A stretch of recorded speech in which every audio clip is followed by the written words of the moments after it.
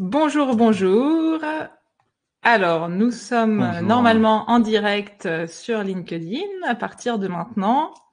Alors, on peut déjà tout de suite prévenir que c'est la première fois pour nous deux qu'on fait un direct sur LinkedIn, qu'on gère aussi tout l'aspect technique. Donc, s'il vous plaît, soyez indulgents. S'il y a des choses qui vous semblent pas adaptées, c'est parce que c'est une première, donc on ne pourra que faire mieux à l'avenir. Voilà, donc là, normalement, c'est l'heure officielle du début du live. On va essayer d'aller voir, normalement, on peut voir vos messages. Si jamais vous m'entendez et que vous pouvez laisser un petit message dans le chat pour dire que vous entendez tout bien, que vous êtes bien connecté. Ah, super, Jean-Pierre, Bonjour merci Jean-Pierre. beaucoup. Alors, Jean-Pierre, Premier justement, commentaire, oui, première salutation. super. Et ben voilà, Bonjour, on a la bonjour. confirmation que ça marche. Ça a Donc on l'air de va fonctionner. pouvoir aller et dérouler. Merci à vous. Donc merci aussi à toutes les personnes du coup qui se sont inscrites. Ça nous a fait très plaisir de voir qu'il y avait déjà, je crois à peu près une 70 personnes qui étaient curieuses d'en savoir plus sur Solutions démocratiques. Donc avant de lancer ce live, on a regardé un petit peu justement qui s'était inscrit pour voir si c'était plutôt des gens qui étaient déjà adhérents de Solutions démocratiques ou plutôt des gens curieux, ou plutôt des gens peut-être critiques qui avaient émis des critiques sur du coup l'objet. Donc on a constaté que c'était surtout des gens plutôt curieux à l'idée de solutions démocratiques. C'est pour ça qu'on a prévu un petit peu un plan de discussion adapté à cela. Donc avant, on va peut-être déjà se présenter, Albin, si tu veux peut-être commencer. Oui, donc moi, Albin Guillot, donc je suis un cofondateur de Solutions démocratiques.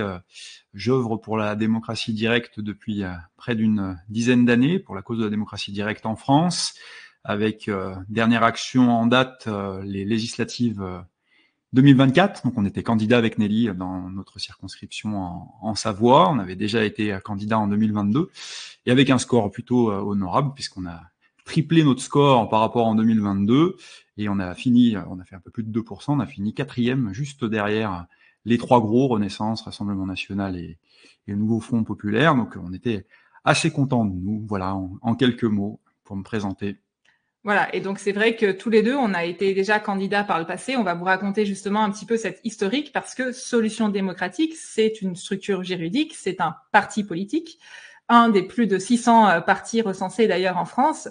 Mais avant d'être un parti politique, c'était, et c'est toujours d'ailleurs aussi, issu d'un mouvement citoyen qui s'appelle Espoir RIC. Et donc, on aura l'occasion justement de vous retracer un petit peu comment ce mouvement a émergé, comment ce parti a émergé. Voilà. Donc, je vais d'ailleurs moi me présenter aussi. Donc, je suis comme Albin une des cofondatrices de Solutions démocratiques. Je suis investie aussi depuis à peu près 2017.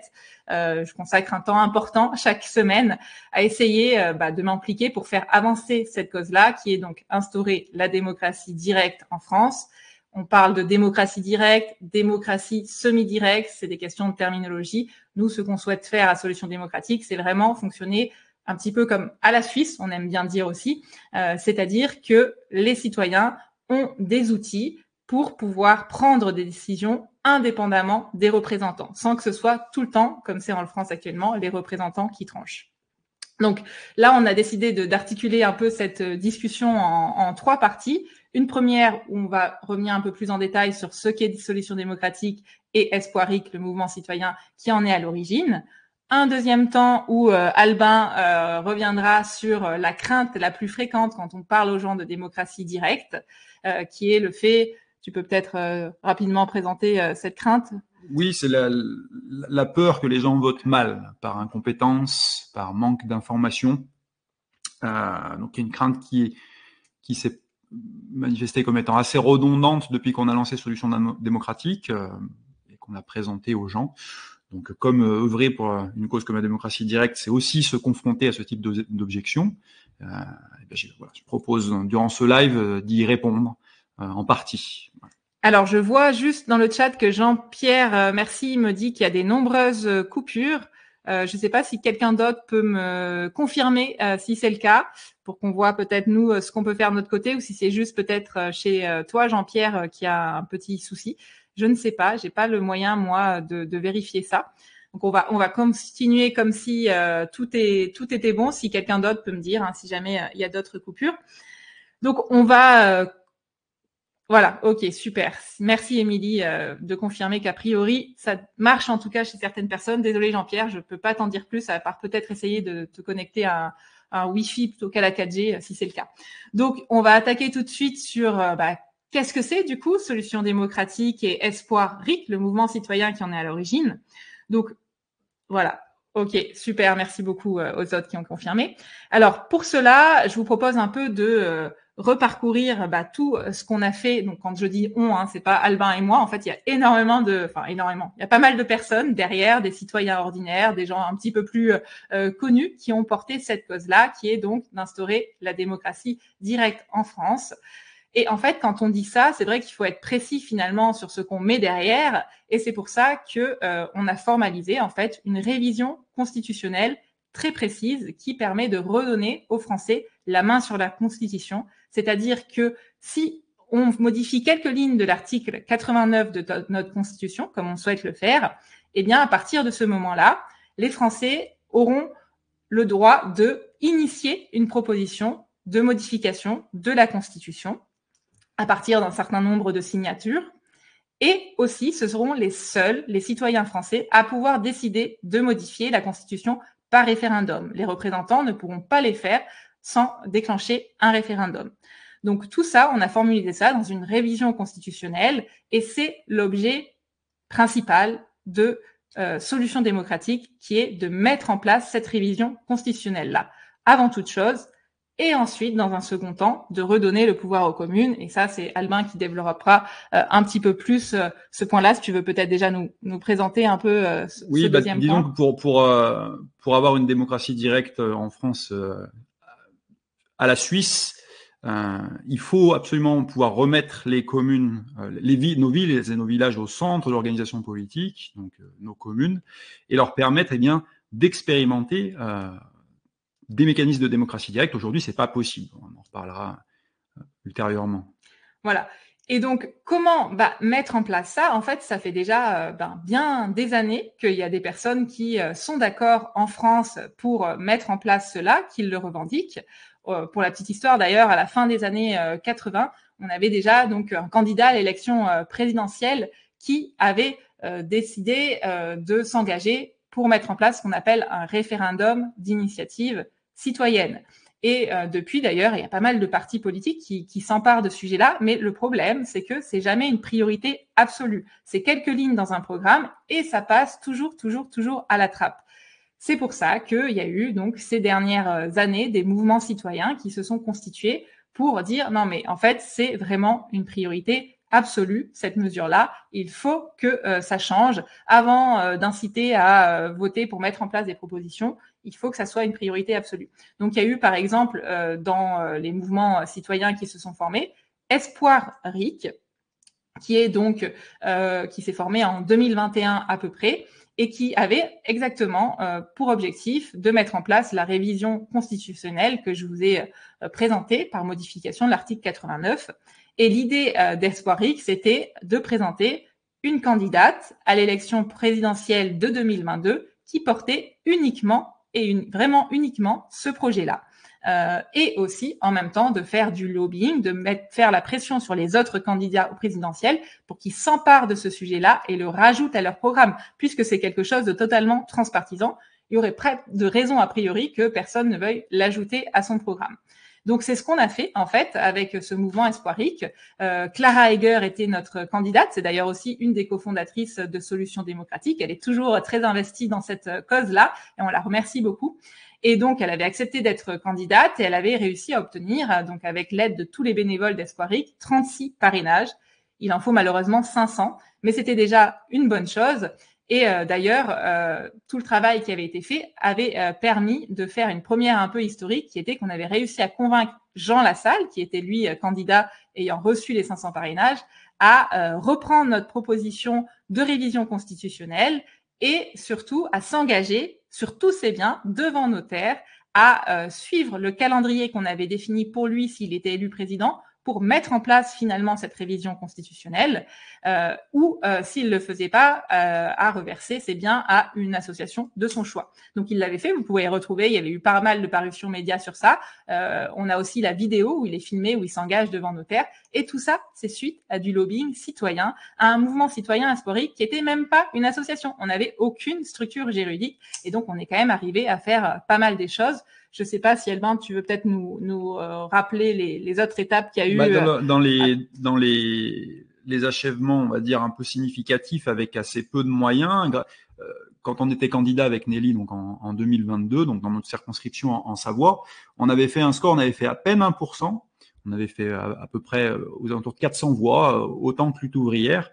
Et grâce à donc au premier tour, et grâce à ce petit score, comme on n'avait qu'une proposition qui était la démocratie directe en matière constitutionnelle, ben les autres candidats savaient que les gens qui avaient voté pour nous, c'était ça qu'ils voulaient. Et ça nous a permis d'être force de lobbying juste avant le deuxième tour et de faire s'engager un des candidats encore en lice, qui allait être élu par la suite, à déposer un projet de loi constitutionnelle qui reprendrait notre proposition, et il l'a fait à l'automne 2023, donc une proposition de loi qui reprenait donc notre propre proposition et qui a été co-signée par 73 députés. Donc avec une candidature qui recueille un peu moins de 400 signatures dans une circonscription en France. Alors il y avait d'autres candidats un petit peu ailleurs en France, mais qui n'avaient pas fait des scores, qui avaient fait des scores à peu près similaires. On arrive à obtenir une proposition de loi constitutionnelle co-signée par 73 députés. Et tout ça en étant rattaché, encore une fois, à un mouvement, comme Nelly l'a dit, sans structure juridique à l'époque.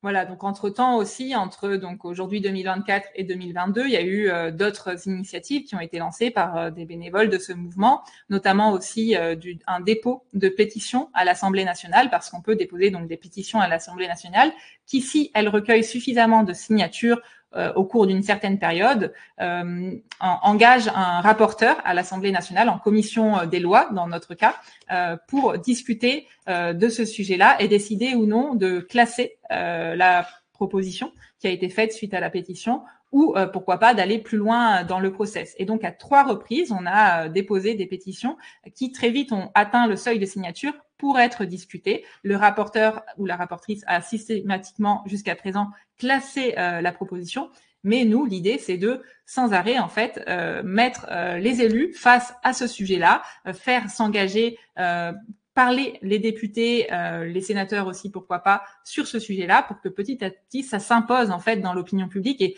tout le monde prenne conscience que c'est une priorité absolue. Alors pourquoi c'est une priorité absolue? Il y a plein d'éléments de réponse par rapport à ça. Il y en a un que j'aime bien dire, parce qu'il est facile et rapide à présenter, c'est que il y a eu pas mal de sondages ces dernières décennies sur ce sujet-là. Est-ce que les Français souhaiteraient reprendre la main sur leur constitution?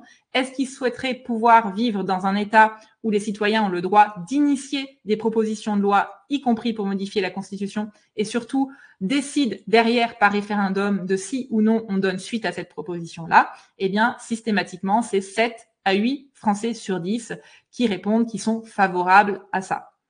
Donc voilà, on veut vraiment en fait aller plus loin dans cette cause-là. Et aujourd'hui, on pense qu'il faut se constituer en parti politique, parce que un parti politique, ça permet de recevoir des des financements publics. Par exemple, quand on a été candidat avec Albin, en fait, on a dû faire un montage avec d'autres partis pour pouvoir que les sous qui ont été touchés, puissent être distribués un jour à un parti politique qui porte cette cause-là. Mais donc, il fallait créer ce parti politique pour que le mouvement puisse bénéficier de cet argent, parce que l'argent, c'est aussi ce qui permet d'avancer dans cette cause-là. Ça nous permet aussi de recevoir de pouvoir mettre des dons défiscalisables à hauteur de 66%. Et puis, ça nous donne un petit peu plus de présence médiatique. On le voit déjà, d'ailleurs, le fait d'avoir lancé Solutions démocratiques, même si c'était en plein mois d'août, on a déjà plus d'une centaine d'adhérents, des centaines, je pense qu'on a dépassé le millier d'abonnés sur les réseaux sociaux. On sent que juste le fait d'avoir créé un parti politique, ça donne encore plus de sérieux à cette cause-là. Et du coup, on va aussi vous présenter la deuxième partie, qui est une fois qu'on aura ce RIC en matière constitutionnelle, RIC constituant, le deuxième point qui est de redistribuer le pouvoir aux communes. Donc là, c'est on va dire un des points sur lequel donc l'idée, comme je le disais tout à l'heure, à avoir une démocratie directe à la Suisse pleine et entière, ça implique aussi de remettre nos villes et villages, nos communes au centre de l'organisation politique française, ce qui n'est pas du tout le cas aujourd'hui, parce que c'est l'État central à Paris qui est au centre. Et donc, à ce titre-là, l'idée, ce serait de pouvoir permettre à une commune qui veut expérimenter la démocratie directe. Aujourd'hui, c'est pas possible. Donc aujourd'hui, alors ça peut être la démocratie directe, ça pourrait être une commune qui voudrait que son conseil municipal soit élu à la proportionnelle, par exemple. Pour ça, il faut qu'elle ait la main sur le droit électoral. Et aujourd'hui, elle ne peut pas. Elle ne peut pas, même à titre expérimental, ou alors c'est extrêmement compliqué, extrêmement contraint, puis même sur le droit électoral, c'est même pas possible. Elle ne peut pas le faire. Et l'idée, ce serait, il n'y a pas grand-chose à changer, et c'est même pas la Constitution, c'est le Code général des collectivités territoriales. Alors j'ai cet ouvrage-là, pour ceux qui veulent aller plus loin, dont on n'a pas encore trop parlé, qui s'appelle Libérons nos communes, qui a été écrit par Raoul Maniberton et Ismaël Ben Slimane. Raoul Maniberton, c'est un des cofondateurs de Solutions démocratiques. Il n'y a pas besoin de changer grand-chose dans le code des collectivités territoriales pour que demain, on puisse avoir vraiment une organisation politique dans un esprit fédéral en France, à la Suisse, et qui permette aux villes et villages d'expérimenter à leur rythme, de manière progressive, des procédures de démocratie directe et d'autres types de compétences. Et donc, sur ce point-là, il y a eu donc la dernière loi de décentralisation qui a été proposée donc en 2022, c'était la loi 3D donc décentralisation, déconcentration et différenciation, simplification. Donc cette loi-là, il y a une sénatrice qui a proposé un amendement qui reprenait exactement, on va dire, la proposition de remettre la commune au centre, si je veux aller rapidement. Donc qui a déposé un amendement dans cette loi. Donc il a été rejeté. Il a été rejeté sous couvert d'une interprétation un peu particulière de l'article 40 de la Constitution, et donc qui dit qu'aujourd'hui le Parlement même le Parlement n'a pas voix au chapitre sur ce type de modification. Il n'y a que le gouvernement qui peut le faire. Et le gouvernement aujourd'hui il est fermé à cette idée-là. Donc soit il faut le convaincre, soit il va falloir devenir soi-même le gouvernement ou modifier la Constitution. Voilà, et justement, on avait Thomas là, je vais essayer d'afficher la question, qui nous demandait, hop, je crois que ça s'affiche si je fais ça. Voilà, ne pensez-vous pas que on pourrait avoir des actions concrètes locales pour faire avancer cette cause-là? Donc, comme l'a expliqué un petit peu Albin, le problème aujourd'hui, c'est que les communes, elles ont quasiment aucun pouvoir décisionnel. Moi, à titre personnel, par exemple, là, on habite à Saint-Alban-l'Est en Savoie, la commune juste au-dessus de chez nous, Saint-Jean-d'Arvé, ils ont un maire qui est très, très sympathisant de ces idées-là. Et ils font au sein de la mairie des petits, ce qu'on appelle des ateliers constituants populaires. Ils déclenchent des initiatives citoyennes, mais le problème, c'est que c'est extrêmement frustrant parce que très souvent, ils font des réunions, ils décident de choses, d'initiatives citoyennes à modifier, et en fait, le maire revient en disant que malheureusement, ils peuvent pas mettre en place ce qui a été décidé parce que c'est du ressort de la collectivité territoriale, de la communauté de communes, etc. Et donc moi, pour discuter avec des gens qui sont là-dedans, c'est une forme de frustration. Nous, on a aussi essayé quelque chose sur notre commune. On a créé un observatoire de la démocratie locale pour essayer justement avec nos élus actuels de voir qu'est-ce qu'il était possible de faire, de mettre en place, notamment un référendum d'initiative citoyenne. Mais en fait, on rencontre énormément d'obstacles, et notamment le fait que le cadre juridique français ne permet pas légalement en fait de mettre ça en place. Et du coup, pour les élus qui s'engagent, c'est difficile quand même à porter. Donc voilà, c'est pour ça que on s'implique énormément à l'échelon national, parce que c'est selon nous ce qui va permettre de débloquer en fait tout le reste. Et c'est vrai que par contre, il y a d'autres associations avec lesquelles on est en lien. Il y a par exemple le MCP, Mouvement Constituant Populaire, qui eux ont une approche plutôt dans l'éducation, où ils organisent des choses de ce type-là. Donc après, voilà, chacun y va un petit peu de sa stratégie et son scénario, et les approches peuvent se compléter. Mais nous aujourd'hui, le focus, c'est vraiment réussir à mettre en place cette révision constitutionnelle-là, avec la stratégie que je vais vous présenter après que du coup Albin soit revenu sur justement la crainte la plus fréquente quand on présente ce projet de démocratie directe. Oui, donc comme je le disais, alors je ne sais pas si elle est si fréquente. En tout cas, elle a été fréquente, elle est courante. On y est souvent confronté dans les discussions qu'on peut avoir avec les gens. Et elle a été particulièrement marqué donc cette crainte que finalement donner plus de pouvoir aux citoyens, la démocratie directe. Voilà, si les gens sont avec les gens incompétents, avec des gens mal informés, ça marche pas et ça pourrait même être pire, ça peut amener à des situations pires que celles qu'on a maintenant.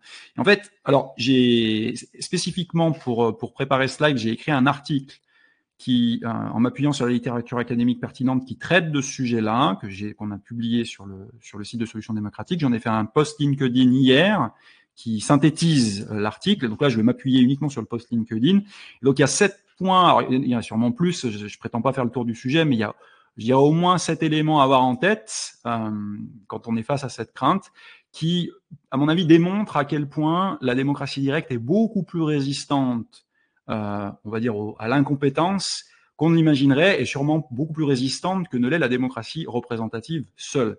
Et alors ces points, en très résumé, donc le premier point, c'est que finalement l'outil principal de la démocratie directe en dernière analyse, c'est le référendum. Et en fait, le référendum, à chaque fois que vous avez un référendum, ça porte sur une question précise, et finalement, vous n'avez pas besoin, quand vous êtes votant, vous arrivez à un référendum, vous n'avez pas besoin d'être un érudit sur quantité de domaines, vous avez simplement besoin d'avoir un bon niveau de connaissance, sur le sujet précis du référendum au moment du référendum. Donc ça, c'est un premier point.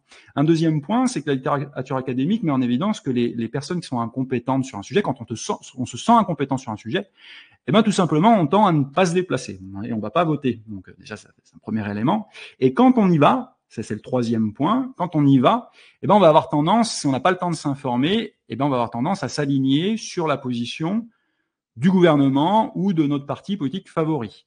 Alors, si on pourrait objecter que si la position du gouvernement ou du parti politique en question est elle-même un positionnement d'incompétent, en fait, dans cette situation-là, c'est nos élus dont il faut remettre en cause l'incompétence, et pas ceux qui les suivent.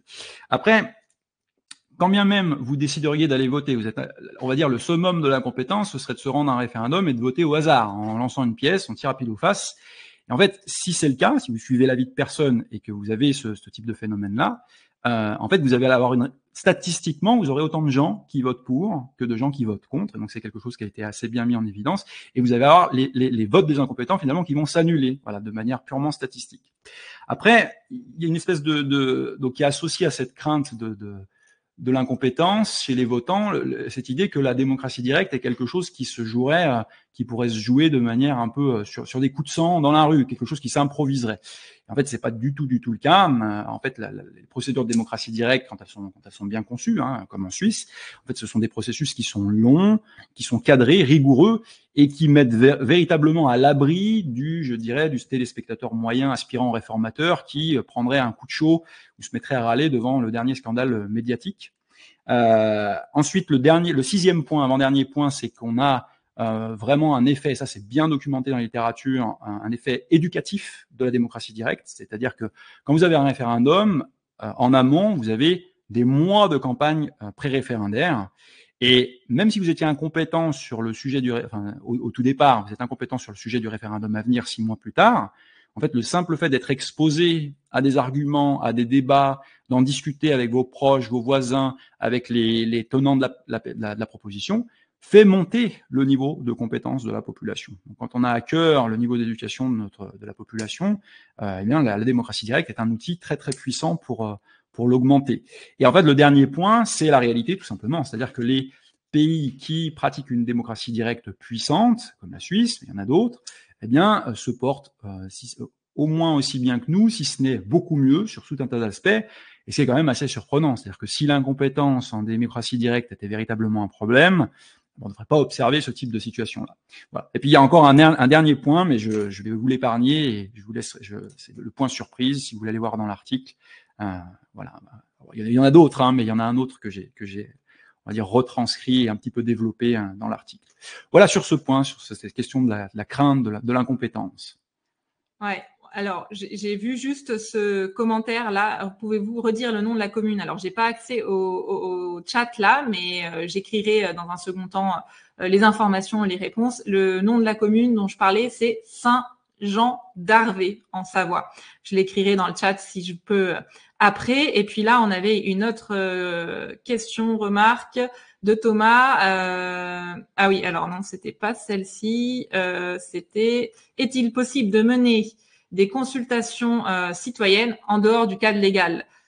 Oui, c'est toujours possible. Après, c'est voilà, de la responsabilité et de l'engagement, on va dire, de l'élu en place, voilà, de le faire quand même. Il y a des communes qui le font. Il y a eu un rapport d'ailleurs il y a pas très longtemps qui est sorti par Paul Sébille qui fait le point justement des communes en France ces dernières décennies qui ont mis en place qui ont réalisé des référendums dans leur commune. Il y en a eu un peu plus de 300 de mémoire. 50, si tu peux. Voilà. Et ensuite, dans les autres questions. Alors celle-là, juste, ouais, il y a, c'était ça. ouais. Voilà. C'est Sébastien Cario, mais qu'est-ce que la compétence? Ah oui. Alors évidemment, sur la compétence, on est tous incompétents de quelqu'un d'autre, et c'est évidemment très très relatif. Donc il y a toute une problématique autour de la mesure de la compétence, mais ça ne fait que, je dirais, renforcer le point. C'est-à-dire que vous faut être très très vigilant quand on commence à se soucier de la compétence de l'autre. C'est que on est tous l'incompétent d'un autre, et puis voilà, il y aurait des choses à dire. Je suis bien d'accord sur ce point. Ok. Et alors le troisième axe qu'on voulait développer, parce que il nous reste 5 minutes si on veut respecter le temps imparti, et puis après ces 5 minutes-là, on restera là et avec plaisir pour échanger et répondre aux autres questions, réflexions éventuelles dès qu'on a fini ce petit point-là, qui est ok. Admettons, on va dire que les personnes qui nous écoutent là sont d'accord avec ces idées-là. Comment on fait maintenant? Quelle est la stratégie en fait pour arriver enfin à mettre en place cette révision constitutionnelle-là, enfin ces révisions, du coup cette révision constitutionnelle et cette révision législative pour ce qui est du ressort des communes, il faut modifier le code des collectivités territoriales. Eh bien, donc on a en fait notre échéance un peu, c'est donc les prochaines élections présidentielles 2027. Où on va représenter un candidat ou une candidate. La personne n'est pas encore définie. Personne ne se précipite à ce poste-là parce que c'est quand même très engageant. Et aussi, on est des gens finalement au sein de Solutions démocratiques qui n'ont pas forcément de velléité à être représentants et avoir du pouvoir. Donc, pour l'instant, personne n'est défini. Mais donc, l'idée, c'est d'avoir un candidat qui se représentera, qui arrivera peut-être à réussir à obtenir ces 500 parrainages et qui fera pression aussi sur les autres candidats, notamment ceux qui auront plus de chances d'être élus, pour qu'ils s'emparent aussi de notre proposition de loi. Et donc, pour ça, qu'est-ce qu'il nous faut? Il nous faut en fait des parrainages de maires. Donc, c'est ce qu'on met en place actuellement, qu'on est en train de lancer, qui va être lancé en septembre, d'aller voir, d'aller rencontrer les maires des communes, notamment des communes de moins de 500 habitants, qui sont les plus à même de peut-être s'engager sur ces sujets-là, pour qu'ils s'engagent à parrainer notre future candidate. Il y aura aussi des actions auprès des sénateurs qui peuvent aussi avoir un impact important. Et puis, on va continuer notre lobbying auprès des députés déjà en place pour qui s'engagent à déposer une proposition de loi, à la co-signer et puis ensuite à la porter plus loin à l'Assemblée nationale. Donc, on va vraiment œuvrer dans tout ça. Donc, s'il y a des gens parmi vous qui souhaitent s'investir, eh bien, avec grand plaisir, en sachant qu'on sait bien sûr que personne n'a beaucoup de temps disponible. On est tous comme ça, on est tous bien sûr bénévoles au sein de Solutions démocratiques, avec pour la plupart une activité à temps plein, des enfants à élever, mais on essaie de prendre ce temps-là. Et pour les gens qui n'ont pas de temps à consacrer, qui ne souhaitent pas consacrer de temps, il y a toujours la possibilité d'adhérer. L'adhésion est de 10 € valable à vie. Ça montre qu'il y a du monde et c'est important aussi pour porter notre voix, notamment dans les médias, où il y a possibilité aussi de faire des dons défiscalisés. Voilà, donc toutes ces informations, vous les retrouverez sur notre site internet, c'est solutionsdemocratiques.fr. Il y a un formulaire à remplir, par exemple, si vous souhaitez adhérer, si vous souhaitez nous contacter, on a notre adresse mail aussi qui est dispo sur le site. Et donc là, maintenant, on va peut-être reprendre les questions. J'ai vu qu'il y en avait une qui te... voilà. Je sais pas si... Est-ce que tu... Peut-être celle-ci. Si le RIC c'est Samuel Ballet, le RIC était mis en place, quel serait d'après vous le premier sujet qui en profiterait? Alors, absolument aucune idée quelle serait la première préoccupation des Français suffisamment forte pour faire émerger un référendum d'initiative citoyenne constituant. Par contre, moi, je peux vous dire quelle serait la mienne. Et ça serait effectivement, ça aurait trait à cette idée de pouvoir mettre remettre nos villes et nos villages au centre de l'organisation politique et leur permettre, pour faire le lien avec à nouveau le lien avec la question de Thomas, leur permettre d'expérimenter des mécanismes, des procédures de démocratie directe à leur rythme, en tenant compte des spécificités de leur territoire. Super. Eh bien voilà, on arrive à la fin du temps. Eh ben, je pensais pas qu'on allait être aussi ponctuel, impeccable. Si vous avez des questions, des remarques, n'hésitez pas à le faire dans les chats. On ne peut pas vous répondre, mais on voit. Et puis, sinon, on verra si on reproduit l'expérience du direct sur LinkedIn. En tout cas, on voulait être présent pour la première fois pour le premier direct sur LinkedIn parce que c'est un réseau qui nous parle. Nous, on est content de voir que ces idées-là ont parlé à certaines personnes sur ce réseau-là. Et puis, voilà, on vous retrouve bientôt peut-être pour un prochain direct ou peut-être dans nos groupes de discussion plus privés pour les gens qui souhaitent s'engager dans nos actions. Merci beaucoup pour votre attention et puis bon appétit si vous n'avez pas encore mangé. Au plaisir. Au revoir à tous. Hop. Et ben pour mettre fin. Ah voilà.